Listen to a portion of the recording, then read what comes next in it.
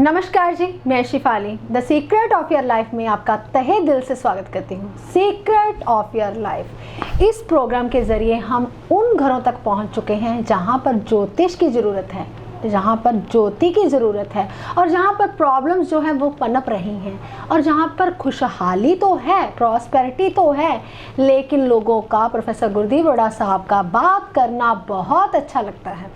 तो बातों से ही बातें निकलती हैं और बातें जब होती हैं तो समस्याओं का समाधान होता है। तो ऐसे ही आज एक प्रॉब्लम लेके आए हैं, एक समस्या लेके आए हैं, क्योंकि ये प्रोग्राम जो है वो ज्योतिषी बहुत ज़्यादा देखते हैं और प्रोफेसर गुरदीप रोड़ा साहब को भी बहुत मानते हैं कि लोग कहते हैं कि अगर ज्योतिष किसी के पास है वो प्रोफेसर गुरदीप रोड़ा साहब के पास है। ऐसा ज्योतिषियों का कहना है, ऐसा लोगों का कहना है कि प्रोफेसर गुरदीप रोड़ा साहब जो हैं बहुत बड़े ज्ञानी हैं, खोजी हैं, उनके पास हर बात का जवाब है। ऐसी ही एक समस्या मैं ज्योतिषियों की लेके आई हूँ इस प्रोग्राम में। ऐसा नहीं है ये ज्योतिष के अकॉर्डिंग ही है, आप भी घर बैठे बैठे ज्योतिषी तो बन ही चुके हैं, क्योंकि बहुत सारे लोग जब प्रोफेसर साहब के पास आते हैं तो कहते हैं, हस्बैंड वाइफ ही मान लीजिए आए हैं तो ऐसा बोल देते हैं कि प्रोफेसर साहब ये मेरी वाइफ जो है बहुत तंग करती है, तो वो कहती है प्रोफेसर साहब ने ऐसा नहीं ऐसा बोला था, ऐसा नहीं ऐसा कहा था। तो घर बैठे बैठे प्रोफेसर गुरदीप रोड़ा साहब ने लोगों को ज्योतिषी बना दिया है। तो आज बात आती है ज्योतिष के ऊपर ही। तो हम स्वागत कर लेते हैं प्रोफेसर साहब का। प्रोफेसर साहब आपका स्वागत है। नमस्कार प्रोफेसर साहब, बहुत सारे कमेंट्स आते हैं यूट्यूब के ऊपर, फेसबुक के ऊपर कि आप इस चीज़ पे एपिसोड कीजिए। आप तो पढ़ते नहीं हैं यूट्यूब के कमेंट्स या फेसबुक के कमेंट्स, क्योंकि आपका स्टाफ ही है जो आपके आगे लड़के रखे हुए हैं, वही पढ़ के आपको बताते हैं। तो ऐसे मैसेजेस आप तक पहुंचाए जाते हैं।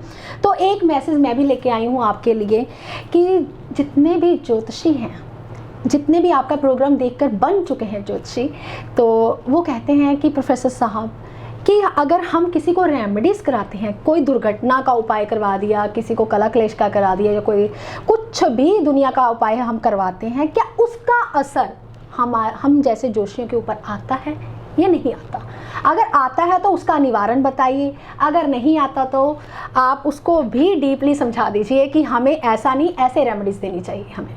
बहुत अच्छा पूछा शिफाली जी आपने पूछा कि हम जो भी उपाय करवाते हैं क्या उसका असर हमारे ऊपर पड़ता है। ज्योतिषियों का कहना है, क्योंकि ज़्यादातर एस्ट्रोलॉजर मेरे को बहुत मानते हैं, पता नहीं क्यों मानते हैं, लेकिन वो कहते हैं प्रोफेसर आपके पास बहुत ज्ञान है। लेकिन मैं सबको बताता हूँ मेरे पास कुछ भी नहीं है। मैं सिर्फ़ और सिर्फ पढ़ रहा हूँ, अभी स्टडी कर रहा हूँ, अभी और भी ज्ञान बहुत ढूंढना बाकी है। ज्ञान तो जितना ढूंढ लोगे उतना ही कम है। जितना इंसान ज्ञानी होता जाता है उसे अपनी अज्ञानता का पता चल जाता है कि मैं अज्ञानी हूँ। चलो, ये तो बातों बातों में बात आई तो मैं पूरी कर देता हूँ हमेशा। बहुत ध्यान से सुनिए मेरी बात। मेरा एक दोस्त था कनाडा में, वो कहने लगा प्रोफेसर साहब मेरी माता आईसीयू में है। तो डॉक्टर बोल रहे हैं कंडीशन बहुत टाइट है। ये लॉकडाउन के दौरान, जब लॉकडाउन हुआ था, ये तकरीबन अप्रैल की बात है, मार्च 20 को लॉकडाउन हुआ था, 21 को तकरीबन, और अप्रैल की बात है, तकरीबन अप्रैल की 14-15 तारीख की बात है। उधर से एक मेरे रिश्तेदार का फ़ोन आया था, जो कि कभी नहीं पूछा उन्होंने मेरे बारे में, कभी नहीं पूछा एस्ट्रोलॉजी के बारे में, लेकिन जब कहते ना मुसीबत आती है तो फिर गुरदीप रोड़ा याद आता है। तो उनके बच्चे को भी कहते हैं वायरल हो गया था, तो फेफड़ों में पानी भर गया। कुछ डॉक्टर कहने लगे टीवी की शिकायत है, कभी कुछ डॉक्टरों ने तकरीबन बोल दिया कि 80% 90% हम कुछ नहीं कर सकते। तो उन्होंने बोला गुरदीप रोड़ा को फ़ोन करिए, गुरदीप को फ़ोन लगाइए, क्या है उनसे पूछिए। तो उन्होंने बोला भी हमें बचाइए कैसे भी। मैंने कहा कोई बात नहीं, चिंता मत कीजिए, आप मुझे फ़ोटो भेजिए। कनाडा भी मैंने अपने दोस्त को बोल दिया, उधर से मैं अपने दोस्त को बोल दिया, इधर से मैंने कहा आप फ़ोटो भेजिए, कोई दिक्कत नहीं। मेरे रिश्तेदार को भी बोल दिया मैंने कहा फ़ोटो भेजिए, चिंता मत कीजिए। क्या हुआ, मैंने महामृत्युंजय का जाप रखवा दिया। अपना जो मेरा पंडित है, पर्सनल पंडित रखा हुआ है, मैंने कहा इनकी फ़ोटो के ऊपर जाप कीजिए, स्टार्ट कर दीजिए। और फिर उनको बोल दिया आप मन में ये वाला हवन सोच लीजिए, मैं ये करवाऊँगा। तो उन्होंने मन से सोच लिया मैं ये हवन करवाऊँगा। तो ये महामृत्युंजय का जाप मैंने करवाना शुरू कर दिया। 2-3 दिन बाद उनका फ़ोन आया, 2 दिन बाद उनका फ़ोन आया, मेरी माता आईसीयू से बाहर आ गई है। उधर जो मेरे रिश्तेदार हैं उनका फ़ोन आ गया, बेटा अब हमारा ठीक है, यंग बेटा था, 24 25 22 23 साल का होगा। तो वो भी वायरस से घिरा हुआ था, वायरस बहुत ज़्यादा चल रहा था। तो डॉक्टर तकरीबन जवाब दे रहे थे। उनकी मदर ने रोते हुए मेरे से पूछा, मेरे बच्चे को बचाओ। तो मैंने कहा कोई दिक्कत नहीं है, चिंता मत कीजिए, जब तक बैठा हूँ कुछ नहीं होने दूंगा। तो मैंने उपाय दे दिया, उपाय करवाना, वही जाप करवाना शुरू करवा दिया। वो मेरे रिश्तेदार थे, वो मेरा दोस्त था। पैसे तो मैंने लिए नहीं, क्योंकि रिश्तेदार वैसे भी दूसरों से पैसे बहुत कम लेता हूँ, तो रिश्तेदार दोस्तों से पैसे कम कहाँ लेता हूँ। मैंने पैसे तो लिए नहीं किसी से भी। कहते हैं ना असर एस्ट्रोलॉजी के ऊपर होता है या नहीं होता। 17 तारीख को मेरे को फ़ोन आया कि मेरा बेटा भी ठीक है, और उधर बोला मेरे दोस्त ने उसकी माता भी आईसीयू से बाहर आ गई है। 17 तारीख की रात को मेरे फादर को अटैक आया, हार्ट अटैक। 18 तारीख को सुबह को वो चले गए। ये होता है असर। एक एस्ट्रोलॉजर आपका भार कितना सहता है आप सोच नहीं पाते। जब अपने ऊपर पड़ती है, जैसे कि हार्ट अटैक की प्रॉब्लम मेरे फादर को थोड़ी थोड़ी सी, वो तो 5 साल के थी। मैं तो मेडिसिन बहुत कम दिलाता हूँ, मैं डॉक्टरों का भरोसा नहीं करता। मैं ये कहता हूँ कि मेरी मेडिसिन है ना वो ठीक कर देगी। मेरी मेडिसिन चल रही थी, मैं तो अपने हिसाब से, मेरी मेडिसिन क्या है, खीरा खाना, टमाटर खाना, ये वो सब कुछ। वैसे तो एज भी तकरीबन 80 साल की थी। वो कौन कहता है कि हमारा बाप का साया हमारे सिर के ऊपर जाए, कौन कहता है? वो तो कहता है हमेशा सिर के ऊपर ही रहे। ये होता है असर। कहते हो क्या ज्योतिषी, हम तो ठीक हो गए, लेकिन ये नहीं देखा कि उसने आपका भार अपने ऊपर लिया। क्या उसके ऊपर क्या मुसीबत आई होगी, उसने कितनी मुसीबतें सही होंगी आपको ठीक करते हुए। फिर आपको इसके पीछे साइंटिफिक रीज़न बताता हूँ। जब तक मैं, ये तो मैंने हड्ड बीती सुनाई, क्योंकि मैं हड्ड बीती बातें करता हूँ, जग बीती बातें नहीं करता, हड्ड बीती बातें करता हूँ। मैं जो मेरे साथ बीतता है वही बातें बताता हूँ। लॉकडाउन के दौरान पिताजी चले गए, तो ना हम कुछ कर सकते थे, ना रीति रिवाज कुछ भी कर पाए हम। लेकिन फिर भी क्या हुआ, दूसरों की जब हम जान बचाते हैं बिना एनर्जी उससे लिए, एनर्जी, मान लीजिए मैं आपको बातें बता रहा हूँ, ये मैंने आपके लिए खोज की है, ये खोज आप करोगे, ये करने से ऐसे होता है। मान लीजिए कोई मेरे पास आया, कहता है प्रोफेसर मेरे को कैंसर की प्रॉब्लम है। कैंसर की प्रॉब्लम के लिए आप मिट्टी गेरू भर के ज़मीन में दबाइए, या 4 बादाम 1 नारियल चलते पानी में जल पाए कि कैंसर की प्रॉब्लम कम हो जाती। 3-4 उपाय हैं मेरे पास कैंसर के, वो मैं उपाय बताता हूँ सबको। लेकिन मैंने बताए, मैंने अपनी एनर्जी दी, अपनी स्टडी, जो मेरे पास स्टडी थी, जो मैंने खोज की, वो मैंने आपको बताई। उसके बदले में आपसे मैंने क्या लिया, आपकी एनर्जी, यानी कि आपने मेहनत की, पैसा कमाया। मेहनत जब हम करते तो इंसान की एनर्जी लगती है, तो पैसा कमाया, वो पैसा आपने मेरे को दिया, यानी कि एनर्जी मैंने आपको अपनी दी, आपने मेरे को अपनी एनर्जी दी। तो उससे जो भार, जैसे कि मान लीजिए कोर्ट केस चल रहा था बहुत बड़ा, सज़ा होने वाली थी 4 साल की, 5 साल की, 6 साल की, आप कोर्ट केस से बचे। तो अगर उसके बदले में मैंने आपको उपाय बताया, आप बच गए, आपने उसके बदले में कुछ तो दान पुण्य किया, कुछ अपना जो कहते हैं एनर्जी, जो मेरी फ़ीस वो अदा की। तो जो मेरे ऊपर भार लगना था 100%, अगर मैं आपसे फ़ीस ना लूँ तो 100% लगता है। अगर मैं उस एनर्जी के बदले में मैंने आपसे एनर्जी आपकी ले ली तो भार लगता है 5%। बहुत ध्यान से सुनिए, ऐसी बातें आपको कोई पूरी दुनिया में नहीं बता पाएगा। मैं ज्योतिषियों को सबको समझाता हूँ, चाहे वो एस्ट्रोलॉजर हो, चाहे कुछ भी हो। अगर आप किसी को दे रहे हो अपना ज्ञान, अपनी एनर्जी, अगर उसके बदले में कुछ नहीं ले रहे, तो इसका मतलब ये है कि वो कष्ट सिर्फ आपको ही मिलेंगे। नहीं तो 5% कष्ट तो फिर इंसान जो एनर्जी लेता है उससे तो कम कर ही देता है। जैसे कि मैं दान पुण्य करता हूँ, जैसे कि मैं गरीबों की मदद करता हूँ। कहना नहीं चाहिए ऐसी बातें, मैं चलो टीवी के ऊपर नहीं बतानी चाहिए। तो मैं आपका जो मेरे ऊपर वज़न 5% लोगों का पड़ता है, हर लोग का, हर बंदे का, वो मैं काम करता रहता हूँ। किससे? मेडिटेशन से और पुण्य कर्म से, किसी की मदद से, किसी भगवान को बहुत ज़्यादा मानने से। अगर हम ऐसा करते हैं तो भार नहीं पड़ता। हर बात का जवाब मैं साइंटिफिक रीज़न से देता हूँ, आप सबको पता है। जी प्रोफेसर साहब, अभी आपने बताया कि मैं अपना अनुभव शेयर करता हूँ। आप बहुत अच्छे तरीके से अनुभव शेयर करते हैं, हर चीज़ का जो ज्ञान देते हैं बड़े साइंटिफिक तरीके से देते हैं। तो प्रोफेसर साहब, जब आप ज्ञान बांटते हैं, अपना अनुभव शेयर करते हैं, तो भार नहीं पड़ता आपके ऊपर किसी चीज़ का? ऐसा बहुत अच्छा पूछा शेफाली जी आपने। क्या जब आप भार अपना ज्ञान बांटते हैं तब आपके ऊपर भार नहीं पड़ता? शेफाली जी, मैं यहाँ पे बैठा हूँ जी, और मैं बता रहा हूँ कि यहाँ से श्रीनगर इतने किलोमीटर दूर है जी, श्रीनगर से लेह लद्दाख इतने किलोमीटर दूर जी। है। श्रीनगर से ऊपर जो गुफा है अमरनाथ की, हमारे भोले बाबा की, वो इतने किलोमीटर दूर है। ये मैं अपना ज्ञान, क्योंकि मैं जाके आया हूँ बाबा के पास, तो मैं बाबा के बारे में बता रहा हूँ। पहले बाल टाल आता है, तो फिर हम 5 तरनी आता, पहले 5 तरनी आता है, फिर उसके बाद हम वो कहते हैं कि बाल टाल, उसके बाद गुफा आती है, फिर ऊपर से आते हैं वापस। मैं अपना अनुभव दे रहा हूँ क्योंकि मैं लेकर आया हूँ। तो वो अनुभव अगर लोगों को दूंगा तो लोगों का, कहते हैं ना, कष्ट कम होगा। नहीं तो वो ये ना हो गुफा में जाने वाले हो, पहले वो लेह लद्दाख जाए फिर वो गुफा में जाए, तो यही रास्ता होगा। अगर किसी को आसान रास्ता बताते हो तो जो उसकी तकलीफ़ कम होती है तो उससे ज़्यादा अपनी तकलीफ़ कम होती है। मैं फिर से बता रहा हूँ, बहुत ध्यान से सुनिए। अगर हम किसी को रास्ता बताते हैं, जैसे कि मान लीजिए अगर मैं बोलूँ लुधियाना से फ़िरोज़पुर इतने किलोमीटर है, मान के चलो कि 125 किलोमीटर है या 200 किलोमीटर, 150 किलोमीटर है, मान लीजिए। अगर एक इंसान मेरे पास आया, कहता है प्रोफेसर साहब मैंने फ़िरोज़पुर जाना है, मेरे को रास्ता नहीं पता, मुझे ये बताया गया है कि पहले आप दिल्ली जाओ, दिल्ली से आगरा जाओ, आगरा से महाराष्ट्र जाओ, महाराष्ट्र से घूमते घूमते आप राजस्थान आना, गुजरात आना, गुजरात में आप राजस्थान आना, राजस्थान से दिल्ली नहीं आना, राजस्थान से आपने सीधा जाना गंगानगर यमुनानगर, गंगानगर यमुनानगर से होते हुए फ़िरोज़पुर रास्ते में आपको आ जाएगा।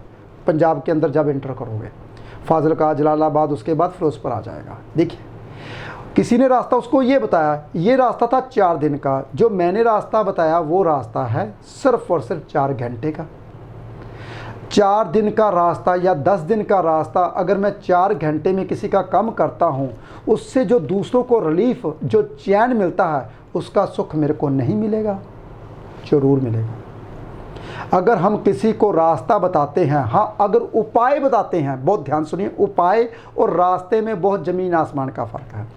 जैसे कि मैं अपना ज्ञान बांटता हूँ, ज्ञान बांटने से बढ़ता है। पहले तो एक बात आप हमेशा याद रखिए, खुशी बांटने से बढ़ती है और दुख बांटने से कम होता है। लेकिन दुख तो बांट देते हैं लोग, कम कर लेते हैं, लेकिन खुशी नहीं कोई बांटता जिससे वो बढ़ती है। चलो उसके आगे भी मैं एक कहानी बताऊंगा खुशी बांटने से कैसे बढ़ती है। पहले तो दुख तो सबको पता है, हाँ हमारा वज़न कम हो गया लेकिन दूसरे के ऊपर डाल दिया। जब दुख हम किसी को बताते हैं, तो अगर कोई भी उपाय मैं बताता हूँ, मान लीजिए मैंने अपने अनुभव से आपको मैंने उपाय दिया, आप सुबह सुबह काली मिर्च खाओगे तो आपको गैस की जो तकलीफ़ है वो कम हो जाएगी। मान लीजिए मैंने आपको अपना अनुभव दिया, उससे आपको अनुभव से, बहुत ध्यान सुनिए, उससे आपको कष्ट नहीं आता। ज्ञान यानी कि मेरे को ये चीज़ पता थी, मैंने बता दी। अगर मैंने आपको बताया कि ये उपाय कीजिए, जैसे कि 700 ग्राम गेहूँ आपने चलते पानी में जल प्रवाहित करना है या धार्मिक स्थान पे देना है, या 900 ग्राम चने की दाल धार्मिक स्थान पे देनी है, ये क्या है? ये आपका कष्ट कम करने वाला। क्यों?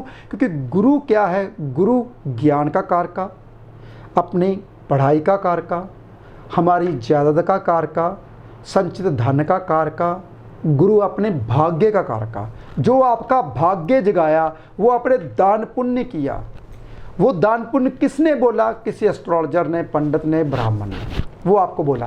अगर आपने वो किया, आपका भाग्य जाग गया, लेकिन उसके बदले में आपने किसी को कुछ नहीं दिया, तो जो आपके कष्ट थे वो कष्ट आने वाले हैं उसी ब्राह्मण को, उसी पंडित को, उसी एस्ट्रोलॉजर को। अगर कहते हैं ना ज्ञान बांटने से बढ़ता है। तो मैं हमेशा जो मेरे पास होता है मैं बांटता रहता हूँ टीवी के ऊपर ही, लेकिन जो उपाय होते हैं वो कभी फ्री में नहीं लेने चाहिए। अगर हम फ्री में उपाय लेते हैं तो उसका कहीं ना कहीं असर हमारे ऊपर, जो इंसान बता रहा है उसके ऊपर ज़रूर पड़ता है। जी प्रोफेसर साहब, आपके एपिसोड्स देख के बहुत सारे लोग जो हैं वो जोशी बन चुके हैं। तो आपको पता है कई बार कंप्लेंट्स भी आती हैं प्रोफेसर साहब, आपके एपिसोड्स देख देख के लोग ना हमें क्या कहते हैं, अच्छा ये नहीं, ऐसे उपाय करना, सिर से वार के करना या ऐसे करना। मतलब घर में लोग एक दूसरे को ही इरिटेट करने लग गए हैं। मतलब उपाय करते हैं, ठीक है, आपने बताए या किसी जोशी या संत महात्मा ने बताए उपाय, हमने किए, वो फलित हो जाते हैं। जब कोई इंसान दूसरे इंसान को ऐसे ही उपाय बता देता है, हाँ भाई मैंने किया था, तू भी कर दे, तेरा भी काम बन जाएगा, क्या वो काम हो जाता है या उसके ऊपर ये उपाय जो है वो भारी पड़ जाता है? ये भी सवाल बहुत अच्छा है शेफाली जी आपका। जैसे कि मैंने बताया, आपने क्या करना है, 8 शुआरे शिवलिंग के पास रख के आने। जैसे कि मैंने बता दिया, नॉर्मल उपाय बता रहा हूँ। जैसे कि मैंने बताया क्या करना, 2 पैकेट दूध के शिवलिंग के पास रख के आइए, क्योंकि पैकेट मैं रखवाता हूँ बंद, क्योंकि किसी के काम भी आ जाता है। 2 पैकेट दूध के आपने भोले शंकर के पास रख के आने हैं, ठीक है, बहुत ध्यान से सुनने वाली बात है। अगर उससे उसका फ़र्क पड़ गया, लेकिन उसने बोला मेरे को प्रोफेसर साहब ने बताया था 2 पैकेट दूध के आपने ऐसे रख के आने हैं, अगर आप रख के आए, क्या पता आपका चंद्रमा पहले से ही छठे हाउस में पड़ा हो। अगर चंद्रमा पहले से ही छठे हाउस में पड़ा है, ऊपर से 2 पैकेट दूध के आप दान कर रहे हो, तो कभी ज़िंदगी में सुख नहीं ले पाओगे। दूध का दान मना किया गया है अगर 6-8 में चंद्रमा आ जाए तो लेकिन एक बंदे को तो फ़र्क पड़ गया, क्योंकि उसका चंद्रमा चौथे घर में होगा, दूसरे घर में होगा, 9वें घर में होगा, तो धार्मिक स्थान पे सोए हुए चंद्र को उसने जगा दिया धार्मिक स्थान पे रख के। तो जिसका चंद्रमा पहले से ही छठे में पड़ा है, तो उसको दूध का दान करवाने से जो उसके पास पैसा था वो भी ख़त्म हो जाएगा। आगे से किसी को उपाय नहीं बताने चाहिए। जो उपाय किसी इंसान से लेता है वो दुख भोगता है, और दूसरा बताने वाला भी दुख भोगता है, क्योंकि उसने जो उस इंसान को उपाय दिया उसने कष्ट बढ़ा दिए, कम नहीं किए, बढ़ा दिए। इसलिए ज्योतिष के बिना कोई भी उपाय नहीं बताना चाहिए। अगर मैं किसी को उपाय बताता हूँ, आपने ये उपाय कीजिए, तो कोई इंसान अगर आपको बताता है कि इसके सिर के ऊपर से घुमाइए, ऐसे कीजिए, अरे भाई कुछ नहीं होता सिर के ऊपर से घुमाने से या कुछ करने से। आपने श्रद्धा से, ये जो 5 उंगलियां हैं आपकी, ये जो हथेली है आपकी, आपका भाग्य लेकर आई है, जिसके ऊपर सब भाग्य लिखा गया है कि आपका भाग्य कैसा है। अगर उस भाग्य से आपने उपाय किया, तो क्या घुमाने से कुछ और होता है? ये सब वहम भ्रम है। निकलिए इन वहमों भ्रमों से। दान पुण्य इन्हीं हाथों में कर्म करते हैं, इन्हीं हाथों से हम दान देते हैं, इन्हीं हाथों से हम अपने जो कर्मों को जो अच्छा करते हैं, यही हाथों से। अगर आप कर्म नहीं करोगे तो भाग्य कभी नहीं बदलेगा। जो इंसान कर्म नहीं करता उसका भाग्य कभी नहीं बदलता। पहले उठिए, कर्म कीजिए हाथों से, चलिए। जब तक चलोगे नहीं तब तक भाग्य नहीं बदलेगा। देखिए, मैंने कहानी सुनाई थी, अरे भाग्य तू सो रहा है, कैसे सो रहा है? मैं लाठी पकड़ के उसको उठाने जाता हूँ। देखिए, वो भाग्य को उठाने गया, रास्ते में क्या मिला, एक बहुत बड़ा वो मिला, कहते हैं शाहूकार।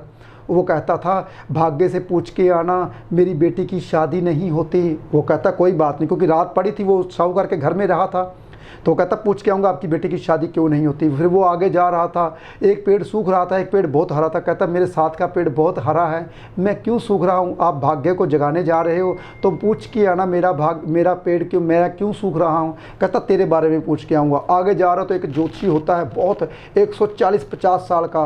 वो कहता है मैं मर नहीं रहा, मेरी गति नहीं हो रही, भाग्य से पूछ के आना मेरी गति क्यों नहीं हो रही। फिर लास्ट में जाता है एक इंसान सो रखा, अरे भाग्य तू सो रखा, उसको लाठी मार देता है ऐसी। वो तो बेचारा इंसान होता है, वो जाग रहा होता है, वो सो रहा होता है। अरे वो कहता है तू तू क्यों सो रहा है, तू मेरा भाग्य है। कहता मैं तेरा भाग्य हूँ। उसको याद आता वाकई मैं इसका भाग्य हूँगा। ये कहानियाँ बनाई गई हैं हमारे ग्रंथों में आप लोगों को समझाने के लिए। फिर क्या हुआ, उसने कहा अरे तू जागता नहीं है, मैं तेरे को पता नहीं मैं घर में फ्री बैठा रहता हूँ, मेरे को कोई काम नहीं है, तो तू जब जागेगा नहीं तो मैं काम कैसे करूँगा। कहता जा जा, अब मैं जाग गया, अब नहीं सोऊंगा मैं। उसका भाग्य उसको बोल रहा है। तो कहता अच्छा अच्छा, मेरे को याद आया, और रास्ते में एक पंडित था, वो कहता मेरी मृत्यु नहीं होती, मेरी गति नहीं होती, तो गति कैसी होगी। उसने कहा उसके पास बहुत ज्ञान है, वो बहुत ज्ञानी है, उसने अपना ज्ञान किसी को दिया ही नहीं, इसलिए उसकी गति नहीं हो रही। तो ऐसे कीजिए, उसको बोल पंडित को किसी को ज्ञान दे दे, उसकी गति हो जाएगी। कहता हाँ मेरे को एक और याद आया, रास्ते में एक पेड़ सूख रहा है। वो क्यों सूख रहा है। कहता उसके नीचे ना बहुत बड़ा धन गड़ा हुआ है, जिसकी वजह से उसकी टाहनियाँ पानी तक नहीं पहुंच पाती। तो उसको धन को उसको बोल किसी को दे दे, तो उसका जो धन है जो कोई अगर ले जाएगा तो फिर क्या होगा, उसकी टाहनियाँ पानी तक जाएगी, वो हरा हो जाएगा। कहता अच्छा अच्छा अच्छा, मेरे को एक और याद आया, शाहूकार की जो कहते हैं उसकी जो बेटी है उसकी शादी नहीं होती। कहता अब उसकी शादी भी हो जाएगी, चिंता मत करो, उसको बोल देना। वो जा रहा होता है तो पंडित को बोलता है अरे तुमने ज्ञान नहीं दिया किसी को, चल तेरी गति नहीं होगी। वो कहता फिर मैं किसको ज्ञान दूँ, तेरे को ही देता हूँ। उसको बिठा लेता है, ज्ञान देता है, सब पूरा ज्ञान जो तुझका उसको लड़के को दे देता है, तो उसको ज्ञानी बन जाता है। फिर वो आगे बोलता है पेड़ को अरे तेरे नीचे धन गड़ा हुआ है, जब तक निकालेगा नहीं तब तक तू हरा नहीं होगा। तो कहता मैं किसको बोलूँगा निकाल दे, तू ही मेरे पास है, अभी तू निकाल दे, मैं तो प्यासा मर रहा हूँ। उसने धन गड़ा, वो साथ लेके जा रहा था। शाहूकार उसमें धन जब खोल रहा था, उसके माणिक की माला बहुत अच्छी थी, उसने माणिक की माला अपने गले में पहन ली। तो जो शाहूकार था उसकी बेटी को सपना आया था जिसके गले में माणिक की माला होगी मैं शादी उसी से कराऊंगी। वो गले में माला लेकर और घोड़े के ऊपर रख के अपनी सवारी के और धन लेकर आ रहा था। तो रास्ते में शाहूकार मिलता है। कहता तो शाहूकार बन के तेरे को धन है इतना ज़्यादा, तब मेरी बेटी की शादी नहीं होती, क्या बोला। उसने कहा तेरी बेटी की शादी हो जाएगी। उसकी बेटी देखती है, कहती मैं तो इससे शादी कराऊंगी, इसके गले में माणिक की माला है। तो उसकी शादी भी हो जाती है, धनी हो जाता है, ज्ञानी हो जाता है। क्या किया उसने, लाठ उठाई, चलने लगा। जब तक आप चलोगे नहीं, कर्म नहीं करोगे, तब तक आपका भाग्य नहीं बदलेगा। सोया हुआ भाग्य को जगाना है तो कर्म, ये हाथ होते ना हमारे, कर्म होते हैं। दान कीजिए, पुण्य कीजिए और कर्म कीजिए। दान पुण्य ऐसे नहीं, जिसको जो ज़रूरत है उसको दीजिए। ऐसी बहुत सी बातें मैं बताता रहता हूँ, लेकिन ये आज मैं बात की उन लोगों के ऊपर, जैसे शेफाली जी ने आज एक क्वेश्चन पूछा। कहते हैं कि जो हम किसी को उपाय बताते हैं, क्या उसका हमें अच्छा फल या बुरा फल मिलता है। हाँ, अगर आप उसके बदले में शेफाली जी एनर्जी नहीं लेते तो हमें बुरा फल मिलता है। अगर हम अपनी एनर्जी किसी को दे रहे हैं तो उसके बदले में कुछ ले रहे हैं तो हमें कोई बुरा फल नहीं मिलता। अगर 5% उसका असर मिलता है तो जो उसकी एनर्जी ली होती है उससे दान पुण्य कीजिए, तो आपका कभी बुरा नहीं होगा। जी प्रोफेसर साहब, अभी आपने बहुत अच्छे ढंग से लोगों को समझा दिया, लेकिन जाते जाते आपने आज से ही, अभी से ही लोगों को टिप ऑफ द डे देना है कि कुछ ऐसा बताइए कि लोगों के जो रोज़मर्रा की ज़िंदगी में कुछ अच्छा हो जाए, या फिर जो पैसे की तंगी है वो ख़त्म हो जाए। कुछ ऐसा टिप ऑफ द डे हमारे हर एपिसोड में होगा, वो भी होगा एंड में। जब तक आप पूरा एपिसोड नहीं देख लेते तब तक आपको ये टिप ऑफ द डे नहीं मिलेगा, समझ नहीं आएगा। जी बिल्कुल शेफाली जी, बिल्कुल बहुत अच्छा आपने ये प्रयास किया कि हमें टिप ऑफ द डे देना चाहिए, कि जो जो हमारा एपिसोड देखे तो उनको पता चलना चाहिए कि वाकई में ये चीज़ें होनी चाहिए। मैं तकरीबन छोटे छोटे टिप तो इकट्ठे करता रहता हूँ सबके लिए। मेरे जो टिप होते हैं बहुत छोटे होते हैं, बहुत बढ़िया होते हैं। अगर आप एपिसोड देखते हो तो सबसे बड़े टिप तो एपिसोड में ही मिल जाते हैं। अगर आप फिर भी चाहते हो हमें ब्रीकी में बताया जाए तो बहुत आसान उपाय बता रहा हूँ। ये मैंने पहले उपाय बता रखा है, सोशल मीडिया थोड़ा छोटा मोटा सोशल मीडिया में चलते रहते हैं, अपने फेसबुक के ऊपर कहीं भी, लेकिन बारीकी में मैं एपिसोड में बताया करूँगा। क्योंकि बारीकी में एपिसोड में इसलिए क्योंकि आपने भाई आधा घंटा मेरे को झेला है देखने से। वैसे तो आधा घंटा बहुत कम होता है, कुछ लोग कहते हैं प्रोफेसर आपका जो एपिसोड है 1 घंटा होना चाहिए, आधा घंटा क्यों देते हो, एपिसोड थोड़ा लंबा होना चाहिए। इसलिए मैंने फिर यूट्यूब चैनल के ऊपर अपना चैनल बनाया। मैंने कहा अगर आपको ज़रूरत पड़े आप इसी के ऊपर देख सकते हो, क्योंकि चैनल के ऊपर तो आधा घंटा ही आता है। तो आज से टिप ऑफ द डे इन्होंने शुरू किया, तो मैं आपको बारीकी में टिप दे रहा हूं। वैसे तो मैं मोटा मोटा बोल देता हूं, अगर आप शर्ट के बटन नीचे से ऊपर को लगाते हो तो हमेशा इंसान तरक्की करता है, लेकिन बारीकी में मैं दे रहा हूं। ये टिप मैं बारीकी में यूट्यूब के ऊपर दिया करूंगा। अगर आप शर्ट डालते हो तो पहले सबसे पहले बटन अपने बाजू में लगाने हैं, क्योंकि बाजू में जब बटन लगाओगे अपनी बाजू मजबूत होंगी। ये साइंटिफिक रीज़न से बता रहा हूँ साथ के साथ। फिर जब आपने बाजू मजबूत कर लिए तो नीचे से, नीचे का मतलब इसलिए नीचे से जो भी इंसान तरक्की करता हुआ जाता है, जैसे कि सीढ़ी दर सीढ़ी चढ़ता है, सीढ़ी दर सीढ़ी चढ़ता है, उसे पता होता है कि मैंने 5 सीढ़ियाँ चढ़ ली हैं, 6 सीढ़ियाँ चढ़ ली हैं। जो नीचे से सीढ़ी से सीधा ऊपर को जाता है, जब कभी वो गिरता है सीधा नीचे आके गिरता है। जो सीढ़ी दर सीढ़ी चढ़ता है, अगर वो गिरता है तो नीचे वाली सीढ़ी पे गिरेगा, उससे नीचे नहीं जाएगा, सबसे नीचे नहीं जाएगा। जो जो सीढ़ियाँ उसने चढ़ी होंगी वही सीढ़ी पे धीरे धीरे नीचे आएगा, एकदम से नीचे कभी नहीं आएगा। जिन जिन लोगों ने एकदम से सीढ़ियाँ चढ़ी हैं वो एकदम से नीचे आते हैं, वो सब कुछ बिक जाता है, घर तक बिक जाता है। इसलिए सबसे पहले आपने बाजू के बटन लगाने हैं, उसके बाद नीचे से ऊपर को बटन लगाते जाना है। अगर आप ऐसे करते हो तो समझ लीजिए तरक्की से कोई भी इंसान आपको नहीं रोक पाएगा। जी, बहुत अच्छा समझाया आपने, बहुत अच्छा बताया अभी प्रोफेसर साहब, क्योंकि आपकी बातें यूनिक होती हैं, सबसे अलग होती हैं। तो ऐसी ही बातें अगर आप भी जानना चाहते हैं तो आपकी स्क्रीन के नीचे जो नंबर फ्लैश हो रहे हैं आप उन पर कांटेक्ट कर सकते हैं, अपॉइंटमेंट भी ले सकते हैं। कहीं दूर देश विदेश से बैठे हैं तो आप फ़ोन कॉल अपॉइंटमेंट भी ले सकते हैं, यानी कि आप फ़ोन पर बात भी कर सकते हैं। अगर आपको हमारा एपिसोड बहुत अच्छा लगता है तो आप इस एपिसोड को शेयर भी कर सकते हैं, क्योंकि शेयर करने से लोगों तक ज्ञान जब पहुँचेगा तो लोग भी जो अज्ञानी हैं वो भी ज्ञानी बन जाएंगे। आप खुश रहें, स्वस्थ रहें, आबाद रहें। आज के लिए इतना ही। नमस्कार।